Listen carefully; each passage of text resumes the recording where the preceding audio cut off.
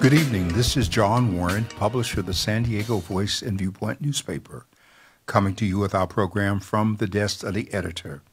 I always like to remind you that the Voice and Viewpoint is San Diego's oldest and only African-American publication, serving 17 cities, 89 zip codes, 39 communities throughout San Diego County, with the slogan, "The people without a voice cannot be heard," and a reminder that we serve San Diego's African and African-American communities primarily.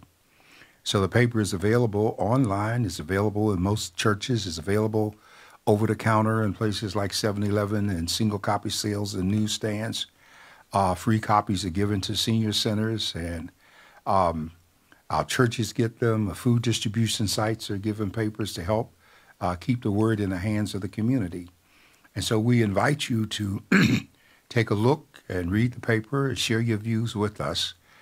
We are excited to gear up in this election season to do a number of things. So I'm happy to share this time with Dr. Leonard Thompson, our co-host, and following hearing from Dr. Thompson, I'm going to share with you how our hour with you is going to go.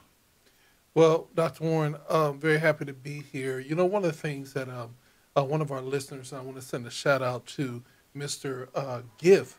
Mr. Giff is 84 years old and just ran a 9.75 in the 50-yard dash, competing in competition still. And, you know, I knew him as a tennis player and everything else, but Marlisa said she wanted us to know that Dad is still running and competing on that senior circuit. 84. 84 years old. So we don't have any excuse if we're not being active, right? Yes. And so I just wanted to send that shout out. Well, you know, Dr. Warren, you know, age, they say, is nothing but a number, but now it's still becoming a bone of contention, even in the presidential race. So I just want to ask the question. I didn't last night because I just didn't think I could go through it, but I didn't watch the vice presidential debate, and I didn't know if you did. You have any feedback? I have to say that I had to sit that one out. Well, I did watch it, and it was different in many ways because Walt was a perfect gentleman. He showed a humane side to dealing, even the idea of reaching across the aisle. He was very respectful to Vance, even though he didn't agree with him. And, of course, Vance was himself doing the Donald Trump dance all the way. And I think the thing that was so disturbing was every time he spoke about Kamala Harris, he spoke of her as if she had been president when she was vice president. She wasn't in a position to do the border. And when confronted with how the Republicans were led by Trump to kill the border bill, he never dealt with that. He just kept on blaming her, and she was responsible for families being separated. And we all saw Trump's people take little kids from their parents and snatch them, and many of them still haven't found their ways back home. So the last part of it was the coup de grace was when Wall asked Vance, did Trump lose the election? And Vance's response was, we don't want to deal with the past. We want to look forward to the future. So that, to many people, to all of us, was an indication that this is the reason that this man can never be vice president. Because if he's going to lie about this kind of fact, and Wall said this is the reason why Mike Pence is not standing here today, because Pence wouldn't drink the Kool-Aid. And so we've seen that. And today was, in addition to last night, today was a very bad day for Donald Trump because Jack Smith filed a whole new volley of charges against him, criminal in nature, 185-page document presented to Judge Chalkin, and the judge ruled on it almost 100% in favor of Smith. And what's unique about this is that the Supreme Court case tried to give him immunity as a president, but they provided documentation of discussions and things that took place when he was a candidate running for the presidency, and he did not have that immunity protection. Mm-hmm. So we know it's going to go to the Court of Appeals, it'll end back at the Supreme Court, but all readers and indicators say the way the language is written, the court will have no wiggle room to try and save him.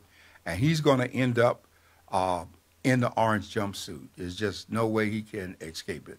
Well, as a music producer, I start coming with soundtracks in my head for all of them. This one is dum da dum dum, because the things that they do are just so, I consistently say it. It's so stupid that they make dumb look smart. It's crazy that you see these kind of things, and then just recently, the other day, you remember the movie Chucky? Yeah, but I never watched it because I didn't watch horror movies. I don't like that kind of stuff either. Yeah. But I was like looking, I said, wow, Chucky and Chucky Jr. You know what I'm saying? And I started thinking about it because they were just crazy. And the reason why I came up with that is because Chucky in the horror movie was inhabited by spirits. Right. You feel what I'm saying? And I'm starting to see that same demonic spirit that in these men. Because they change depending on what the weather is. If the weather, if Vance would have blown it last night, I would have imagined that Donald Trump would have changed running mates. Yeah, he probably would have tried to change. Yeah. And people commented on a lot of what they saw as a result of it, because this new set of foulings, there were conversations between Trump and Eastman and, of course, Giuliani. And I think in the last 2 weeks, Giuliani was disbarred in D.C., so he can't practice law there. He can't practice in New York. And Eastman was disbarred months ago here in California. Mm-hmm. So I don't know what he can do. And so it just continues to unravel around them. Case after case after case, the stuff is unraveling. The problem is that there are still people out there drinking the Kool-Aid. Yeah. No matter what comes down and what we show, they're still talking about Trump like he's going to be the answer. And you got some black men doing that, which is just almost inconceivable. Well, one of the things I say that a lot of things that I believe that we're seeing now, including the strike of the dock workers, I truly believe it is a part of trying to help Donald Trump win the election, get people disgruntled, saying that the supply chain is being interrupted. The rich people need Donald Trump in so that they can get more money and get more breaks. And the dock workers are saying, look, we need to get ours in. So everybody, I think that it's a setup to try to shift the election. And I think that if they start doing research, Donald Trump is playing a major part in trying to make this happen. Well, one of the points that Norah O'Donnell made last night as one of the moderators was that the things that Kamala Harris wants to do in terms of housing, child care, getting people fresh starts and things, would add $1.5 trillion to the deficit. But by the same token, the plan that Trump is talking about, and this is according to the Wharton School of Finance, Trump's plan would add $5.5 trillion. Yeah. And as I heard that, I was remembering that every time in my lifetime I can remember that we went through inflation up or the threat of recession, it was always during a Republican presidency, because they were always trying to follow this trickle-down theory when nothing ever really trickled to the people as it should. So these are important times in terms of things that were taking place. Both Harris and President Biden today were touring the flood disaster areas in the South, where we've lost over 180 people have lost their lives. Streets, communities, houses, things have just been washed away, just gone. People talking or seeing their houses go down the street. And, a horror story of grandparents and a child on a roof trying to get rescued, and just as they were about to get them, the roof collapsed and they drowned. And so trees falling, mud and debris. The president's done something that was unique this time. He has ordered 1,000 active duty troops to assist with the efforts in those states. And that's beyond National Guard, because National Guard are really people who have their own families and things at risk in the midst of a crisis. But the disaster areas have been declared, the resources are being rushed in, and in contrast, media commentators are talking about how Trump reacted to such things as the hurricane that hit Puerto Rico, where he went there and he was throwing paper towels at people, or where he refused to do an emergency declaration because he didn't like the governor of North Carolina, I believe, at the time. So you got a lot of crazy activity going on out there, and we here should count our blessings because so much. I mean, a lot of these storms are coming behind other disasters, tornadoes in the area, flooding, people losing their crops, and all kinds of things are happening. This climate change scenario that we seem to want to ignore. So we are blessed here, and we should not only be prayerful, but we should be trying to find a way to send aid if we can to help. And most states are doing that at this point. So, Dr. Warren, as our listeners are all around the world, some of them are in South and North Carolina. What organizations should we be tapping in? Should we do Red Cross? What would be your recommendation of how to get support to those? Well, I think they have some funding sites for Homeland Security. Okay. The Red Cross, is a place that people often turn, but the Red Cross has got a lot of baggage of its own in terms of how it responds and who it helps, and it shouldn't be. They should be, first and foremost, what can we do to help people? And when I think about the Red Cross, I think about Katrina over a decade ago, and how my wife at the time went to Louisiana as a Red Cross volunteer and spent 30 days down there sleeping on the floor and working from sunup to sundown, and in the midst of it, catching racism among the people that were supposed to be working with her just because they thought she was white and realized she was black, because she was watching how they were treating black communities differently as they drove by in the Ninth Ward and the whole bit. So, the racism is not in the institution, it's in the hearts of the people. And one of the things that concerns me that the African American and black communities in San Diego, we need to get signed up as volunteers for the disaster relief components of the county of San Diego, so that when disaster does hit, the people on the streets, some of them look like you and me. If they don't, we're in trouble. And I know that from the experience of having been on the streets during the riots for 21 days when Dr. King was killed, and being a federal troop in the community where you lived and grew up.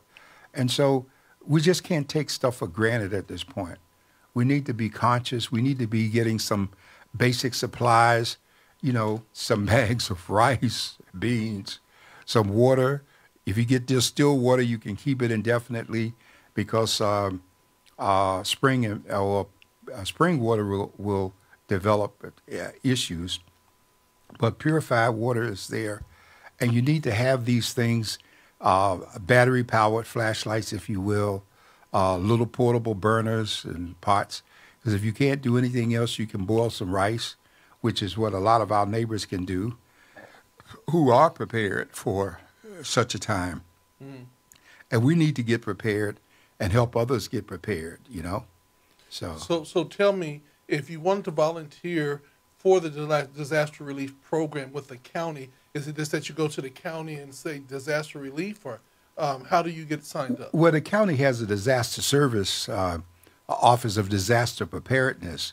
But I would think, to be on the safe side, I would get with my member of the Board of Supervisors and have them ensure the walkthrough, sign-up, training, inclusion process. Because many times the people in charge of the various entities are the ones who are the greatest obstacle to helping it reach out and add the people that should be there. Okay. And so I think it's important. All right, so that's one thing about it. Before a problem happens, let's get involved, let's get prepared, and let's be a part of the solution instead of part of the problem. We can't complain about how people are being treated if we don't want to be out there to support and to help people. And we need to get the food and the water and the canned goods and be prepared. Yeah. So maybe you got to pass up some McDonald's and KFC and Popeye trips to set that money aside and have those things in your home prepared for what's coming, because it is going to come. Now, one of the things about I have to say is that our grandparents always ask the question, why do they got 4 freezers? for freezers. And if you go to any of the freezers, they was always full of food. And I said, and one person said, because if anything ever happens, we won't go hungry. Yeah, but see, now the problem with that is that if you have a home and you have a freezer, you better consider what kind of generator you have. Yeah. Because if the power goes out and that food spoils, that's no good. I mean, I've experienced that. I had lost a whole freezer full of food on one occasion behind that kind of stuff. And I watch the commercials when they have like the Gen Air generators on. Yeah. Okay, and because it used to be the generators were basically gasoline powered. Yeah. And gasoline didn't last but so long. Mm-hmm. And when we were on Euclid, the Voice and Viewpoint, we maintained a generator there because a lot of times people, if somebody hit a transformer box, the power went out and we still needed to meet our deadline. Yeah. So we had a generator so that we could sit the generator out back and run the cords in and still have lights in the computers and still be able to work. But we don't need to wait until we get to that level of disaster. Yeah. And so, as you know, for many years, we sold survival bags with all kind of supplies, and I'm stocking up again to start making those available because they had food and water for two people for 3 days, and first aid supplies and water purification tablets and matches and gloves and just a whole lot of necessary things like Mylar blankets, you know, the kind that we saw them wrapping the kids in at the detention centers. Mm-hmm. And so we put all of this stuff together and we were making it available. Of course, we were doing it before. Now they all in Thrifties and Walmarts and everybody's got one. And I don't know if you don't have the room. We left room to modify the backpack so that you could put things in there that you needed, you know, extra toilet paper, socks, sanitary stuff, all of the kind of things, gloves that people needed, surgical gloves if you're helping someone, whistles if someone was trapped under debris and they couldn't holler but they could blow, you could hear the sound, flashlights and batteries. And so it's time to prepare for all of that again because I've seen it and many of us have not. But when the social order breaks down, you can't dial 911 because many times they part of the crooks out there stealing and doing stuff. And you got to defend your home. And I can tell you, you don't know this living in the city, but the people who live in East County, where I lived for 20 years, they ready in East County. They got guns, they got ammo, they got food. And if you think that when you get desperate here that you're going to run up on one of their homes and break in, you're going to be breaking into an arsenal. They'll be like, so sorry. Yeah, and they're ready. They're ready. So as usual, we're the ones least prepared because we're not thinking ahead, and everybody else is planning while we're on recess. Yeah.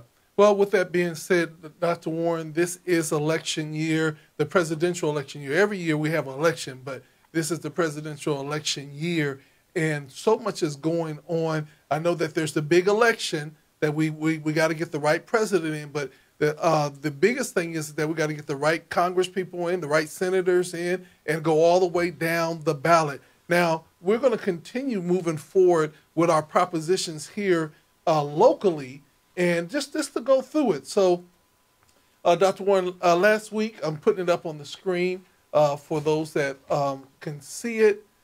This is the voter guide that has come out by the San Diego Voice and Viewpoint. And, you know, some I think that you can go over fairly quickly, and then some we're going to spend a little bit of time with.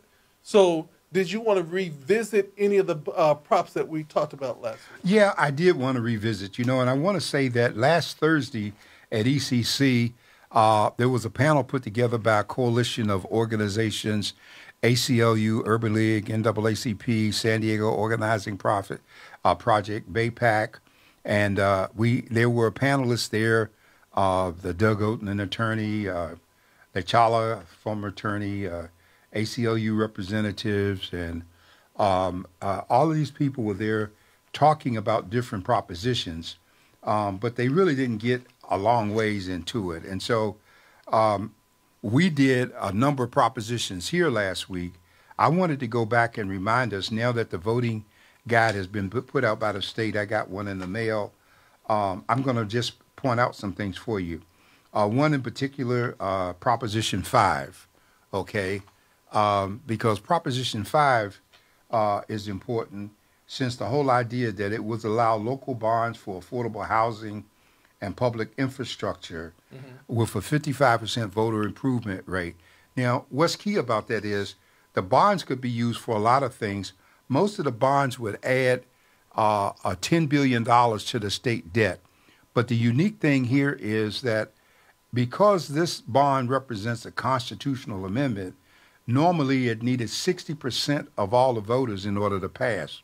Prop 5 would change that number from 60 to 55%, making it more likely that a plurality of residents of the state voting could make the difference and have the item passed.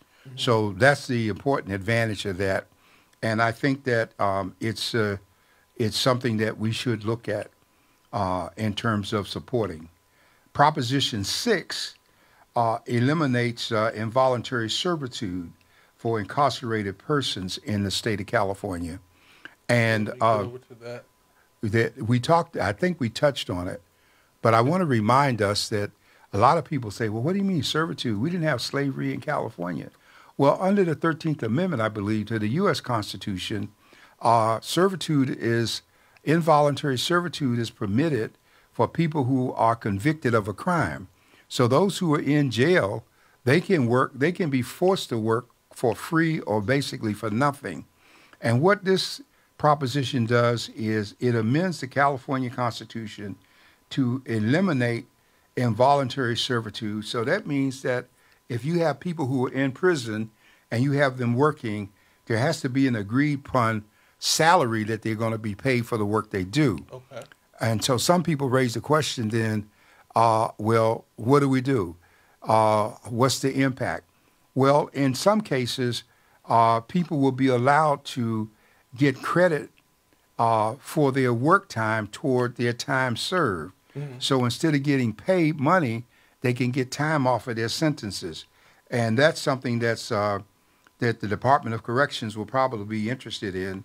And it's the kind of thing that you should probably, take a close look at and see what do you think about it and how do you feel and if it's going to make any real difference. Okay. Now, I want to go from Proposition 6 to 32. Okay. And I'm hitting the ones that are high-profile activity that people are concerned about. Okay.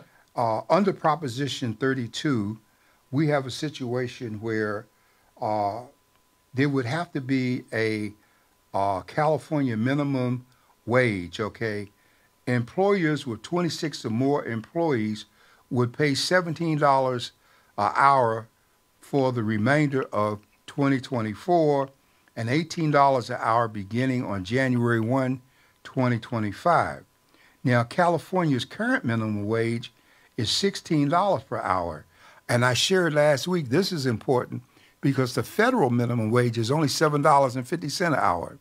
So that means that you could be working in McDonald's in California getting $20 an hour for flipping burgers, and you could be working in a McDonald's back in Alabama, Mississippi, or Georgia and still getting just $7 or $8 an hour, okay?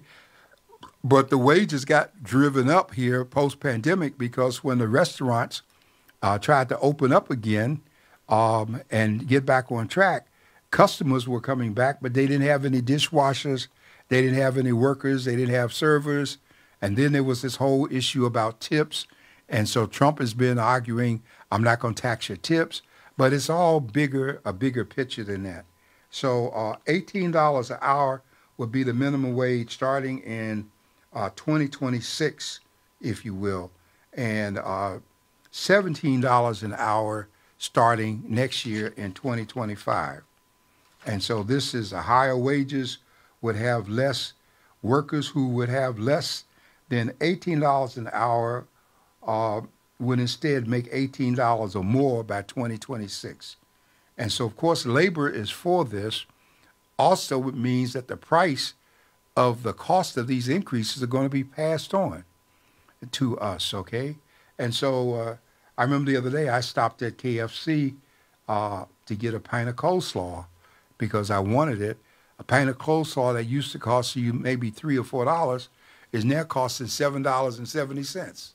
So everything is up as they are trying to pass it on to the customer. And you need to look at, are you a working person? How are you impacted by this? And you make the decision on how you vote on this proposition based on your situation, not based on somebody knocking on your door and smiling and telling you they're your friend and how much they like you and how much they've missed you since the last time you voted. That's not something that you want to be about. You want to be ready for this, okay? And so the only way you can be ready is get ready now. That's a biggie. I guess we should also tell people, Dr. Thompson, that if you have a question or comment, you can call us at 858-251-6111 or go to godradio1.com and reach us on the internet in terms of what we're doing. So we want to continue down this road. I think that we had another big one. We all know that Prop 33 is the elephant in the room. Prop 33 is an effort to do another housing, a rental adjustment to make some adjustments to the Costa-Hawkins Act of 1995. Now, I've heard some people explaining this in a way that's not been exactly correct because California state law limits increases in rents, okay? It prevents landlords from increasing a tenant rent by more than 5% plus inflation up to a total of 10% in a year, okay? But here's the kicker. Most of the rent in the rent control elements in the state are based on multifamily units. So those would be apartments. This language came about because after the housing collapse of 2009, investors were buying up single-family homes, renting them back to the people who had lost them, and they were able to rent them at whatever amount of rent they wanted to put on it with no controls. Mm-hmm. And so that's the big reason they're opposing this, because it's going to impact what they can do, whether they hold onto a property or sell it or however it goes. And so the key for us is not just to look at where you live, but to look at your friends and your neighbors. I always remind people in San Diego County, 49% of the residents here are renters. And so that means that if that 49%, as Marcus Garvey used to say about the sleeping giant awakening, if that 49% ever woke up and decided to vote, we could have whatever rent controls and freezes in this county that we want. But we won't, as long as we don't do it, we leave it in the hands of the judges who are property owners themselves. Many of them are just as crooked as the landlords. And so we lose. And so this is something that we got to look at. And I encourage you to ask questions, look very close in terms of going on. You will see Proposition 33 paired almost with 34. And you will see ads against them in the Voice and Viewpoint. I want you to know that the ads come from the interests that are willing to market their position to you, the reader, to try and get your votes. So don't get mad with us about the ads that we run. We charge just like mainstream media charges for the commercials you see on television and all the things you see of the candidates. Election time is really Christmas time for the networks because they are making billions. Those billions of dollars that are raised and spent, where you think it's going? It's going to the campaigns. Yeah. Okay. So this is a real thing. Dr. Thompson, go ahead. The question came up: should we vote yes on Prop 33? We recommend in the Voice and Viewpoint a yes vote on Prop 33. Okay. Okay. I say recommend because I always tell people it's your call and your decision. And we don't ever want to look like we're trying to make you vote one way or the other. Matter of fact, if you read in our paper, you will find the arguments for and against each proposition separate and apart from whatever recommendations we make based on doing the homework. I just try to give you greater background since I know more about how it came about, and that's what I'm encouraged to do. Well, let's also talk about, you just said something very briefly about different people advertising in your newspaper. Could you explain that to people? Because sometimes, like on our radio station, we will take information pieces from the voter registrar, but we don't actually take candidates' advertisement for the reason that you're saying here, that there are people that are advertising in your newspaper that might not be somebody you agree with, but is advertisement. Well, our paper is the same as the LA Times, the San Francisco Chronicle, or the Union Tribune. We are a legally adjudicated newspaper in the state of California. Mm-hmm. And all papers under the First Amendment, matter of fact, California is the only state in the union that puts a tax on newspapers, in effect taxing the First Amendment, because I have to pay a tax on every paper that's sold. And we don't give our papers away like that. We sell them. We do give some to people because of our commitment to having an informed community. And so, yes, if you have an interest group and you have an issue that you want to encourage people to vote on, let's just take city measuring here in San Diego. The city of San Diego, the measure dealing with the Ethics Commission, all right? If you are a strong proponent of a stronger ethnic commission and you want to make sure people vote, then you're going to remind folks that that's a measure C, I believe it is, on the ballot. So you want people to be aware of it and not miss the chance to vote on it. And so you can buy an ad in our paper and we will run it. But the fact that we run your ad does not mean that we subscribe to it. That's why every ad by law has to put down there who is paid for by. And the paid for people are the sponsoring people that make it happen. You look at your Christian programming on a Sunday morning, mm-hmm. and just before one of the programs come on, there will be a disclaimer given by the station that this does not represent the views of the station. Mm-hmm. And so that means the people have bought the time and they have a right to use the time to promote what they want to do. That's what we do. So we will take time from the supporters. We will take time from the opponents. Yeah. All right? But we are free to make a decision ourselves.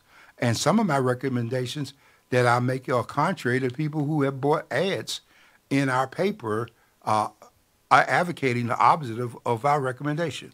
So one of the things I want people to understand is that because of the legality of advertisement and everything of that nature, whatever the price that is set for a one-page ad, that same price goes for everybody who comes for that one-page ad. So that means that everybody, during the election, you can't say, well, because I'm supporting this candidate, I'm going to give you your ad for $5, and then somebody else come up and say, well, that's a $5,000 ad. You literally have to keep that the same, and then they can come in and buy it. But if you say, you know what, we're not taking any of those ads, then no one can come in and force it. But if you take one, you got to take them all.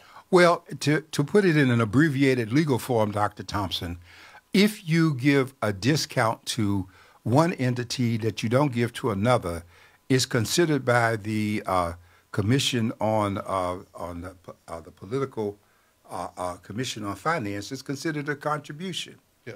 And so if you don't want to do it, and we had a major scandal years ago when the former Congressman Filner was running, and he got an ad package from the Union Tribune that was different than what other people were getting, and a lawsuit was filed.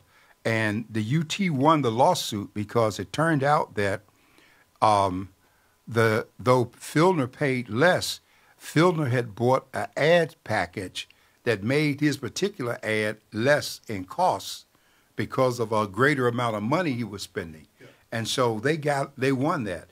But I often have to tell people that because they come and say, well, we want to advertise, but it costs too much.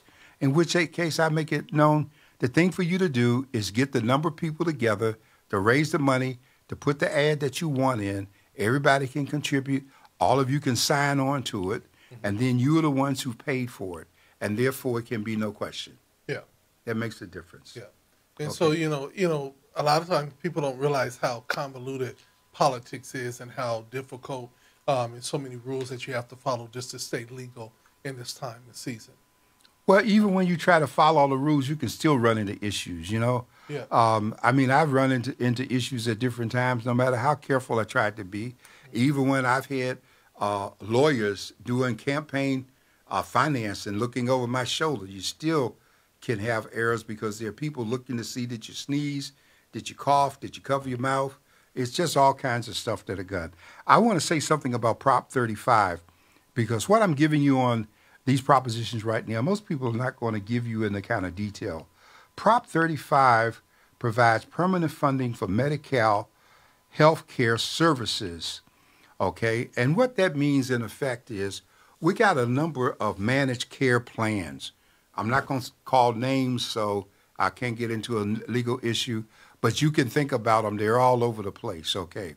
And what happens with Medicare, most people don't realize it, the federal government contributes so much to Medi-Cal, so much to Medi-Cal. The federal government contributes so much to Medi-Cal. And then the managed care plans in the state are taxed by the state in proportion to what's coming in.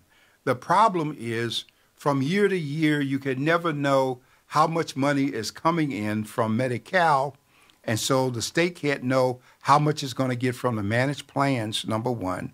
Number two, many times the managed plans are allowed to take the money that they make from their plans and take those dollars and spend them out of state doing other things, okay?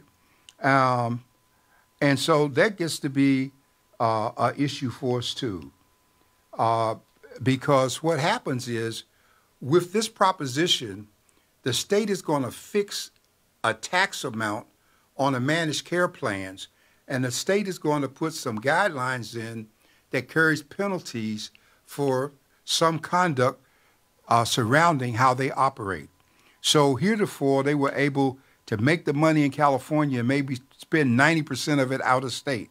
Now they're going to have to spend the profit or proceeds in state, number one, and it's going to be monitored to see how much of what they make is funneled back into actual patient care so that what they're doing is helping the very people who are in the program and not using the program to make money for themselves. And so that's why I suggest that we should be really voting in favor of this particular plan, okay?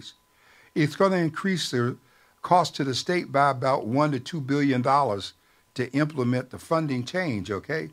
Mm-hmm.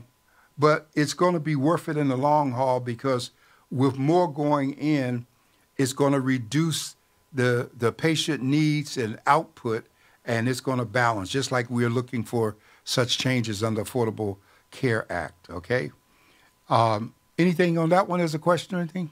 No questions on that one. Okay. Now, the next big one here is really a big issue, and it's the last of the propositions. And then I'm going to get into some individual people trying to run for office and whether or not they should be voted for. But Proposition 36 allows felony charges and increases in sentences for certain drug and theft crimes. And this is intended to be a modification of Prop 47. Now, Prop 47 was passed some years ago by the state, and what it did was it decriminalized a number of offenses. So where you might have had a felony charge for X amount of marijuana on you, if you didn't have enough to be a distributor, then you got a citation and you were told to show up in court. Now, what some people don't realize is that the reason for the decriminalizing, and so if you had a theft that you stole something and the value was less than $950, then that was a misdemeanor. This new law will increase those things and restore some of the criminal penalties. Now, let's look at how we got to 47 in the first place. We got to Proposition 47 because the federal government had the California prison system in receivership because of how prisoners were being treated, the lack of health care, the illnesses, the deaths, and the whole bit. And so they had to reduce the number of people in state prison, and the way the state did that was it reduced certain crimes from felonies to misdemeanors, shifted the people to county and municipal jails, thereby reducing the number of folks that were in the state penitentiary. And at the same time, let's remember how we got more people in there in the first place. It was a law enforcement lobby that pushed some 20 years ago to have 3 strikes implemented. And all of a sudden, people were going to jail for stuff they had done a long time ago, and it shouldn't have been, but they were getting a strike for anything, sneezing or whatever. And even that was illegal in many respects, because the law says under the 8th Amendment that you cannot have ex post facto lawmaking. So if I stole a pack of cigarettes 15 years ago, and I'm standing in front of the judge for something today, you can't reach back and say, oh, by the way, you stole some cigarettes, so we're going to make that a strike against you now. That's retroactive, and that can't be. And so that kind of stuff has been outlawed. What brought this about is, and I'd like for people to see the inside track, what happened is following the pandemic, more and more people were shopping online, which meant that fewer people were using brick and mortar stores. And brick and mortar stores that were selling products online, they were seeing a decline in revenue in their brick and mortar locations. And so what they did was, when they started doing the raid, smash, and grab to stores, we saw a lot of it up north, these merchants got together and said, we are being hurt because of the weak penalties for what these people are doing. So let's increase the penalties. And by hiding behind the demand for increased penalties, they were able to close some stores that they normally probably would have had to kept open, but would have looked bad to their clients, closing stores, saying we're not selling as much here and you got to go online. And so the Retail Association did a study that documented what I just said to show that it was a false alarm. But we still have the right to vote, and we should not just go and market because we see some clips of smash and grab and we got some things going wrong. Remember, in San Diego County, even under Bonnie DeMantis, our district attorneys then and now have always been leaders in making the modifications in the law that benefited the citizens. So we were one of the first counties to embrace Prop 47 even before it passed. When they went a few years ago to change the whole bail requirement to a no bail because they were talking about bail being a burden on poor people, we had already 6 months before then had a no bail kind of a structure in place in San Diego.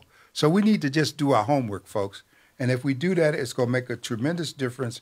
I'm suggesting that you read the pros and cons on 36, and you might want to think about whether or not you want to go for it. Okay? And so having said that, I'm ready to move over into the candidates who are running. Does anybody have any questions or comments, Dr. Thompson? No, there's just so much that is going on, and I'm very interested on your take on the candidates that are coming up. Okay. Well, we start at the top of the ticket because we have the presidential and vice president candidates, okay? And so we're a blue state. California has 52 congressional delegates. 40 of them are Democrats, 12 are Republicans. Kamala Harris is from here. So we are pushing her for president. Then we don't have to look at the other names that are down there. Of course, people like Robert Kennedy, they off the ballot and all that. We just go for the ones we know, okay? And then for vice president, we know that when we go for her, we're also going for Tim Walz because the two of them get lumped together. So you can't vote for J.D. Vance without voting for Trump if you're Republican. So you want to be aware of that. Now we have the Senate race going on here too, okay? And this is very important to us because we have Congressman Adam Schiff, who is a Democrat out of the Pasadena area.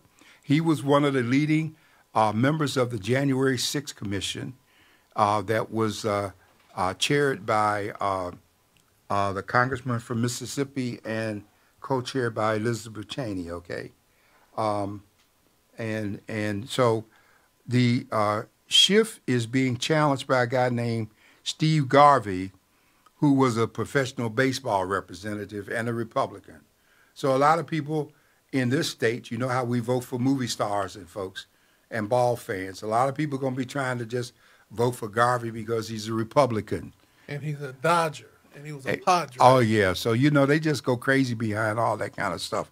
But that has nothing to do with this position because, first of all, we need Schiff in to maintain the balance of power in the Senate to make sure that we don't lose it. We got it right now with Schumer. We couldn't get Trump on 2 impeachments because it was during the time that McConnell, the Republicans, control the Senate. And so Kamala Harris has already said that when she's president, she's going to abolish the filibuster rule. I thought that Biden should have abolished it, having served some 35 years in the Senate, and he didn't. And I've always disappointed that he didn't do that when he knew that changing that rule would have got the George Floyd Act and the John Lewis Acts passed, but he didn't do it. And so we're going to move on, and she's going to do it for us. Adam Schiff is the member for the Senate that we must be dealing with. Now, there are 2 things there. The first time his name appears on the ballot, it will be for a full term because Dianne Feinstein's term would have been up for renewal, and the Senate is elected in thirds, 1/3 each period, so that you never have the full body out because the Senate, like the House of Lords in London, represents the stabilized, established entity. The House of Commons represents the working people. The House of Representatives here every 2 years, the Senate every 4 years. So Schiff is on the ballot again for a partial unexpired term. And again, Steve Garvey is running. So wherever we see Schiff's name on the ballot as a Democrat, we want to elect him, okay? And that way we can't go wrong. Now we get into the various congressional districts. And you might say, well, I don't know these people that are running. For instance, in the 40th Congressional District, there's a guy named Steve Houlihan running, okay? Well, I don't know Steve, but I know that Steve is a Democrat. And I know that I need every Democrat that we can get in the House of Representatives so that we can flip it from Republican under Mike Johnson to Hakeem Jeffries, who was a minority leader and would be the first black speaker of the House of Representatives. So I will hold my nose and vote for Houlihan the same way I will hold my nose and vote for Sarah Jacobs, and I have to hold my nose real tight to vote for her. The same way I vote for Scott Peters and Juan Vargas and Mike Levine. I'm voting for all of them because they are Democrats, and we are only like 1 or 2 Democratic votes away from getting control of the House. Understand this, folks. Kamala Harris can win the popular election. She can end up with a margin in the Electoral College. But let's remember what happened before. Only because Mike Pence would not do Donald Trump's bidding did he move ahead since the vice president is president of the Senate, and he moved ahead for the certification. If we don't have the Senate and if we don't have the House, Mike Johnson will move to do everything he can. Part of the great plan is what Trump is already doing in Georgia. His 3 electorates that he got elected to the Board of Elections have now made a new rule calling for millions of votes in the state to be counted by hand. That's going to be a nightmare. And the whole idea, Trump is no longer focusing on trying to win. Trump's whole plan right now is, how do I stop the certification? Because if I can block the certification, get it thrown into the Supreme Court I got in my pocket. I can already get the new electorates because I got them on standby in the states, and especially the battleground states, and we can take it from her in spite of how many votes she gets. So, folks, we got to be educated voters, and we got to look at this thing like a chess game. You might not like Kamala Harris, but you need her at this point. And the alternative is Trump, and he should be in an orange jumpsuit instead of taking an oath of office from behind bars. So let's just be real. For all you black folks out there talking about, well, she don't have any, I don't know her policies. Maybe you can't spell policy, and that's why you don't know it when you see it, okay? Because he gives you nothing but an idea, and she lays out what she's going to do that's going to change life and make it better. And that's what we're after. Whether or not we survive is determined by what happens to us 35 days from now. One of the things, Question, go ahead. Dr. Comments. Warren, that I think is very important, and J.D. Vance could not get this through his head, is that she was a part of the Biden administration. She was not the president. No. And so she can't make policies and moves independent of the president. She had to support his policies because she was his vice president. And J.D. Vance and Trump keep talking as if she was president. She had 3 years to do the border. She didn't have any authority. She was there to assist the president, not to step ahead of him, and she had to go with his plans. And that's the only thing I really get upset with J.D. Walsh and them about, is that they let them keep telling that lie like she was president. She was vice president, just like Biden was vice president to Obama. If Biden had tried to tell Obama what to do, we would have had a fit. And so we have to keep this in perspective. I got a few more I want to run through real quick here in terms of time. We've gone now from the congressional seats, the Senate seats, the president and vice president. Now we hit the state, and we come down to the state Senate. And the first thing we want to look at in the state Senate is the 39th district, where Dr. Akilah Weber, assembly member in the 79th Assembly District, which is a part of the 39th State Senatorial District, she's running for the state Senate to take the position being vacated by Tony Atkins. And, of course, you know her mother, Dr. Shirley Weber, is Secretary of State. Now, at the same time, in the 74th District, we have a Chris Duncan, who is a Democrat, running for office. You might not know Chris, but he is a Democrat. And we want to maintain Democratic control in the Assembly the same way we want to maintain it in the House. So we got to deal with it. The 75th is going to be of interest to some people because Carl DeMaio is a person that a lot of people, a Republican, he's done a lot here, and there are a lot of issues with Carl. You decide for yourself what you want to do for Carl. I'm not even going to get into that. In the 76th Assembly District, there's a lady running of Indian descent by the name of Darshana Patel, and she happens to be a Democrat. And I think that she should be supported because we need that support. In the 77th Assembly District, we have Tasha Borner, and she's a Democrat. So we're looking for Democrats. In the 78th Assembly District, we have former council member Chris Ward running. And so we need to have him.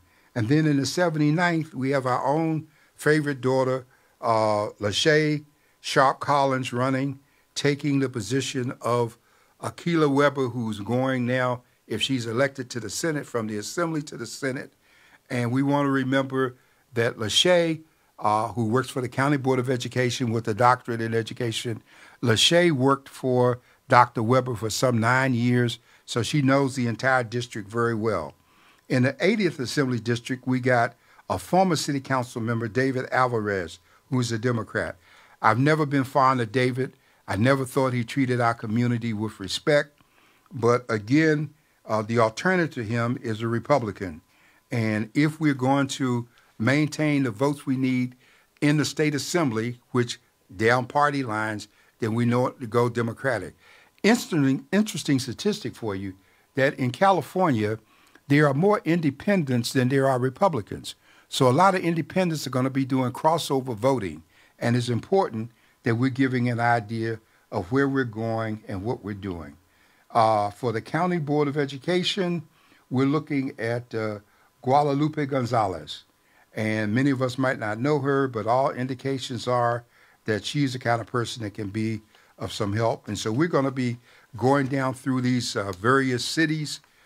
Some of them we're going to have recommendations because we know the people.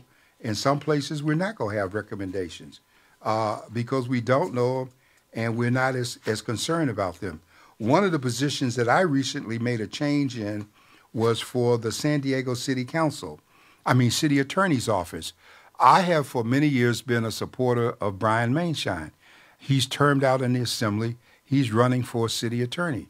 But Brian recently did a double cross on a matter before the legislature, and I tried to talk to him about it and could only get his staff, and they got it passed. And we were fortunate enough, those of us statewide who felt differently, to get the governor to do a veto. I'm not going to vote for a person that's in a position that can't talk to me, that's going to vote against my interests, and then they want to move to another position. So he advocated the support here, and it goes to Heather, who is a current member of the city attorney's staff, and she's the one running to replace Myra Elliott, since Myra Elliott has termed out and she can't run it anymore. Okay? And so let me skip over that to our Board of Supervisors. We have 3 races. We have Joe Anderson running, and he's from the East County position. And though Joe is a Republican, he's always been a supportive Republican. And I think the key to the Board of Supervisors is to be able to count to 3. So we're going to endorse Joel. We're endorsing Nora Vargas, even though she had a whole bunch of issues. I don't know the people running against her. Everybody's entitled to some forgiveness, I think. And I don't mean for that to sound contradictory in terms of what I just said about Mainshine, because that's a whole different ball game. But Vargas is the chair right now, and the vice chair for now in a democratically controlled Board of Supervisors is Tara Lawson-Rima. And Tara Lawson-Rima in District 3 of the Board of Supervisors is running against Kevin Faulkner. And Kevin Faulkner's got slick. He got an ad up with a picture of him shaking hands with President Obama. So what? Kevin Faulkner is Republican. He's looking for a job. There was a time when he first got in, this community could talk to him. In the latter days, he turned his butt up to us, and he couldn't hear or respond to anything, and I don't think he deserves to be there. And I will be doing everything I can to help people not get him elected because he shouldn't be. And so, folks, don't be afraid to say no to these people. They don't live at your house, and you ain't responsible for them. Say no when no needs to be said, okay? Yeah. One of the things about it is that career politicians, people that keep coming back looking for jobs, but really don't have the true heart of the people anymore. You had your time in your season. Now it's time to move on and allow some people that really have fresh ideas and really truly want to impact the city and the county. Well, you know, one of the things, I think you're very right, and I hope that we will look at this as we get ready to vote. I want to mention another position, which is the Grossmont Healthcare District Board of Directors. And there's a sister out there by the name of Dr. Brenda Miller who's running. And I know a lot of us don't see the county as a total place, but we do. We serve the whole county, so we're always looking at it. So we're supporting her, just like in the Southwest Community College District Trustee Area 3, I'm going to be supporting Christine Galicia Brown. And we always had some problems at Southwestern, but some people represent potential hope for us. In Chula Vista, the School District Board, Area 4, has a sister by the name of Tanya Williams running. We're going to be supporting her because our paper is county-wide in terms of where we go and who we serve. And so I want you to look at these positions, raise questions, if you will. There's some people I've tried to talk to. They're not available. And we got a mayoral race going as well. I just want to say this in concluding real fast. Folks, one of the reasons we talk about our paper is that what people think of a community is often evidenced by how they treat a community newspaper. And if somebody tells you that they just love us, but they don't even put an ad in our paper for a campaign to reach you, it's not that we need their money, it's the principle, because they find a way to reach white folks where they are. So why should you pledge to somebody in advance who gives you nothing but a smile and a pat on the head, and then after they're in, you can't reach them, okay? And so this is important. We got a mayoral race that's going to be closer than you think. Even following the debate, Larry Turner was about 34% in the poll, and Todd Gloria is 37%. And last Friday, a strange thing happened on the way to the forum. A certain person gave $1 million to the log cabin society here. I think it's the log cabin, was another Republican club, uh, to create a PAC to support Larry Turner against Todd Gloria. That's $1 million infusion that Larry Turner didn't have to even see, he's not supposed to know about, but it's being done separate from his campaign. And I have yet to see one ad from Todd Gloria, and I hear the speeches, and Larry Turner happens to be a retired lieutenant colonel in the Marines, 23 years, looks military, looks simplified. He's going to get some votes just so that nobody's going to ask him about policy. Then he's an 8-year police officer. The POA is certainly going to support him. I don't care what signs they put up. When the blue badge pulls the screen, it's going to vote Turner. And so I believe that we're on the verge of getting a new mayor. And I think that Gloria has done some good, but I think that he's been surrounded by some people who didn't understand how they should promote a person in that position. I have not been happy with his choice for a COO, Eric Duncan. Dargins. I don't think he's done what he could. I think one of his best selections was Walls for police chief.